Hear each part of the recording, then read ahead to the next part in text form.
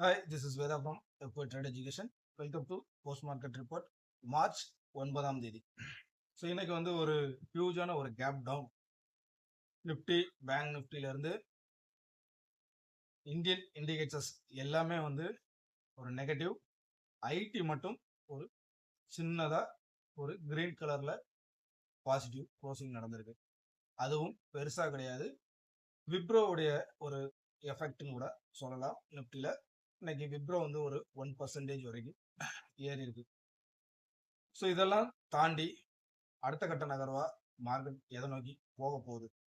So இது எல்லாத்தையும் நம்ம வந்து டீட்டெயிலாக பார்க்கலாம்.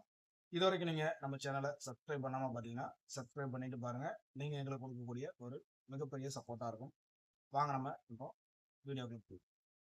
ஸோ நிஃப்டி இன்னைக்கு வந்து இன்ட்ராடே ஸ்விங் கிட்டத்தட்ட நியர்லி ஒரு 300 பாயிண்ட்ஸ் வந்து நமக்கு ஸ்விங் கொடுத்துருக்கு. 23,697 அப்படிங்கிற ஒரு ஃபிபனாச்சி லெவல்ல இருந்து திரும்ப ஒரு ரீட்ரேஸ்மெண்ட் அங்கிருந்து ஆனது. 24,910 அப்படிங்கிறது ஒரு டார்கெட் பாயிண்டா நம்ம வந்து எடுத்திருந்தோம். ஸோ அது இன்னைக்கு ரீச் ஆகி 24,000க்கு மேல ஒரு க்ளோசிங் நடந்திருக்கு. ஃபர்தரா இது அடுத்து எதை நமக்கு ப்ரெடிக்ட் பண்ண போகுது அப்படிங்கிறத வீடியோவை எண்ட்ல நம்ம பார்க்கலாம். பேங்க் நிஃப்டி நம்ம வந்து ஏற்கனவே வந்து நம்ம சொல்லியிருந்த விஷயம் தான். ஆர்பிஐ கொடுத்த ஒரு அதிரடி உத்தரவு.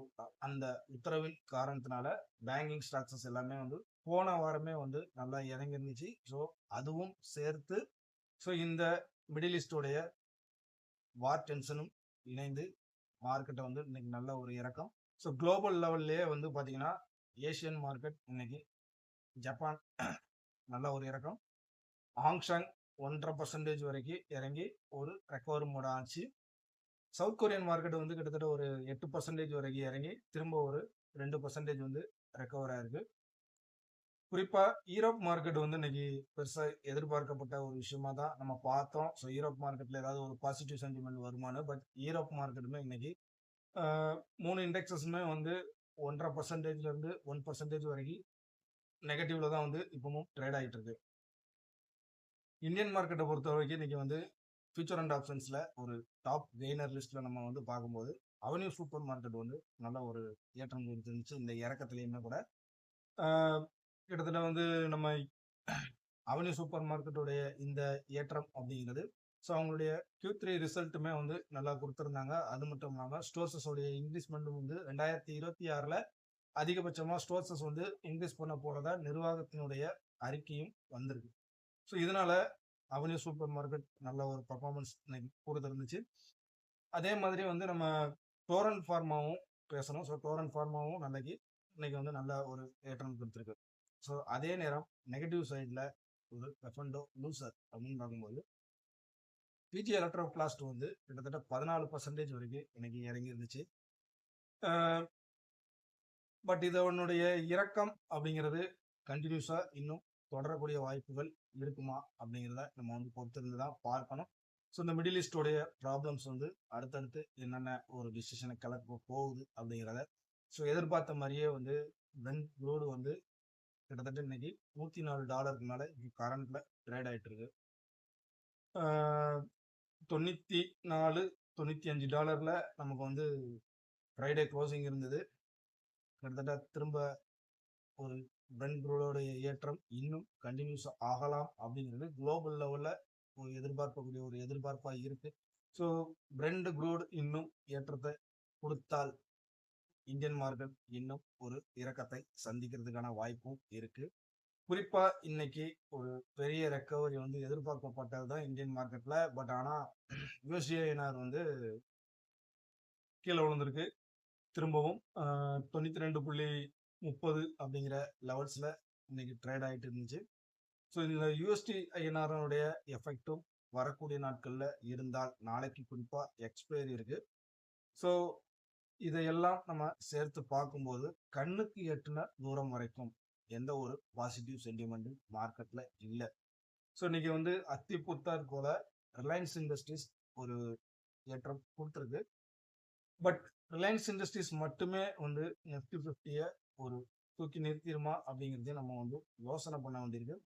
ஏன்னு கேட்டிங்கன்னா, சப்போர்ட்டா இருக்கக்கூடிய HDFC பேங்கா இருக்கட்டும், ICICI பேங்கா இருக்கட்டும். ஸோ இது RBI உடைய ஆக்ஷன்னால ஆல்ரெடி அவங்க வந்து இந்த HDFC பேங்க் அண்ட் ICICI பேங்க்ல ஹெவியான செல்லிங் ப்ரெஷர் இருக்கு.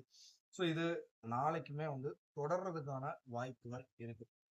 ஒருவேளை நாளைக்கு வந்து ஒரு பாசிட்டிவ் சென்டிமெண்ட்டுக்குள்ள வரணும் அப்படின்னு சொன்னா, ஸோ நமக்கு ஏற்கனவே நம்ம ஒரு சப்போர்ட்டா நம்ம எடுத்திருந்த ஒரு இடம், அதாவது 24,300.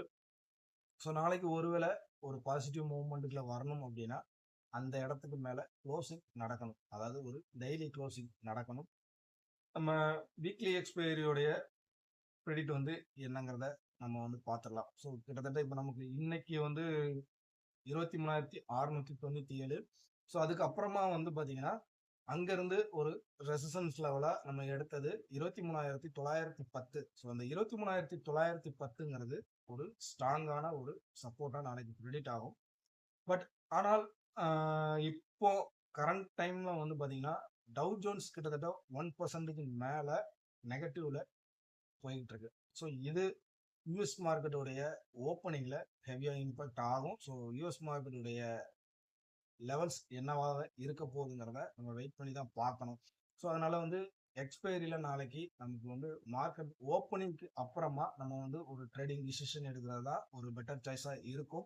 ஸோ ஒரு லெவல்ஸ்ன்னு நம்ம பார்க்கும்போது 23,910 ஒரு சப்போர்ட் ஆகவும், அதுக்கு அடுத்த லெவலாக 23,750 ஒரு ஸ்ட்ராங்கான இந்த மந்த்துக்கான மேஜர் சப்போர்ட்டாகவும் இருக்கும். ஒரு பொசிஷனலா நம்ம பார்க்கும்போது 23,594 அப்படிங்கிற ஒரு லெவல்ஸ் வந்து ஒரு பொசிஷனல் சப்போர்ட்டா இருக்கு. ரெசிஸ்டன்ஸ் லெவல்ல நம்ம பார்க்கும்போது 24,390 அப்படிங்கிறது ஒரு ஸ்ட்ராங்கான ரெசிஸ்டன்ஸா இருக்கும். பட் இதை வந்து வால்யூமோட பிரேக் பண்ணி டெய்லி க்ளோசிங் நடந்தால் மட்டும்தான் ஃபர்தரா ஒரு பாசிட்டிவ் மூமெண்ட்டை நம்ம வந்து எதிர்பார்க்கலாம். ஸோ நாளைக்கு எக்ஸ்பைரியில இந்த லெவல்ஸுக்குள்ள நடக்கிறதுக்கான சான்சஸ் அதிகமாகவே இருக்கும். ஸோ யூஎஸ் மார்க்கெட்டுடைய இம்பேக்ட் என்னவாக இருக்குங்கிறத நம்ம பார்த்துட்டு, ஃப்ரீ மார்க்கெட் வீடியோவில் வந்து எக்ஸ்பைரி டிசிஷன் வந்து என்னங்கிறத நம்ம வந்து நாளைக்கு மார்னிங்கில் வந்து மார்னிங் வீடியோவில் நம்ம போடுறோம். ஸோ அதையும் பாருங்கள். அதுவும் உங்களுக்கு ஒரு யூஸ்ஃபுல்லாகவும் இருக்கும். ஸோ இந்த வீடியோவும் உங்களுக்கு ஒரு யூஸ்ஃபுல்லாகவும் இருக்கும். இந்த வீடியோ உங்களுக்கு பிடிச்சிருந்துச்சுன்னா லைக் பண்ணுங்கள்.